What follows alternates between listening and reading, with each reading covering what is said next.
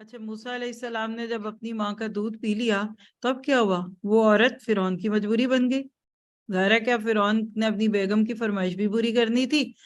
اسے پتہ چلتا ہے چاہے فرعون ہی کیوں نہ ہو، بیگم کی فرمائشیں پوری کرنے میں مرد بیچارے مجبور ہوتے ہیں۔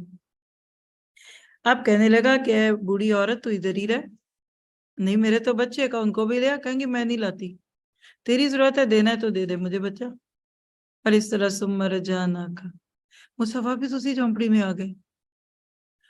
فرعون کے گھر سے اس کے فوڈ کنٹینر، اس کے کھلونے، اس کا ڈرائی ملک اور اس کی اے بی سی ڈی سی جو آج کے پیمپر شیمپر ہے، وہ سب اتنا آنے لگ گیا کہ اس کے باقی بھائی بہن بھی پل گئے۔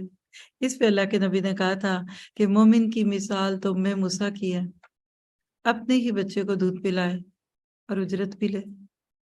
آج کدھر ملتی ہے ماں کو اجرت؟ بیچاری دودھ بھی پلا رہی ہیں اور سسرال میں کام بھی کر رہی ہیں۔ ہم ہے کہ میں ایک دن آ کر تھوڑا سکون مل جائے تو اور بات ہے۔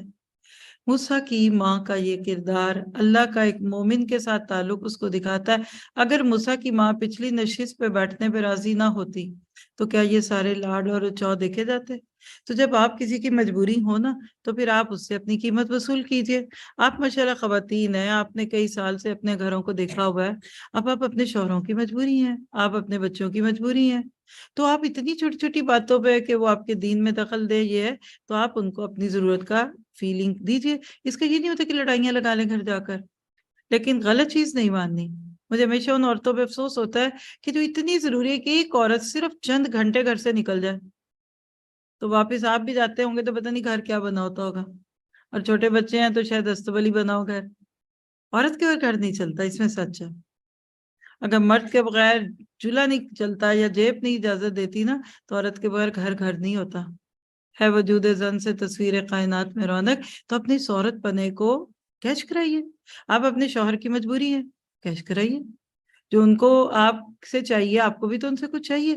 تو یہ رشتے جو ہوتے ہیں نا یہ بڑی خوبصورتی کے ساتھ لے کے چلنے والے ہوتے ہیں۔ ٹھیک ہے کبھی آپ پچھلی نشست پہ بیٹھ جائیں، کب؟ جب ان کو غصہ آیا ہو، اور جب وہ بڑے اچھے موڈ میں تو ذرا آپ بھی نخرے کر کے دکھایا کریں۔ دیکھیے تو صحیح کیسا بیلنس چلتا ہے زندگی میں۔ تو ان رشتوں میں یہ نہیں ہے کہ بیوی ہر وقت ایک پاؤں کی جوتی بنی رہے اور یا پھر دوسری طرف مرد بیچارے اپنے حساب سے چلے رہے، جو بھی ہوتا ہے نام نہیں لینا چاہتی۔ اصل بات یہ ہے کہ رشتوں کو خوبصورتیوں سے نبھائیں۔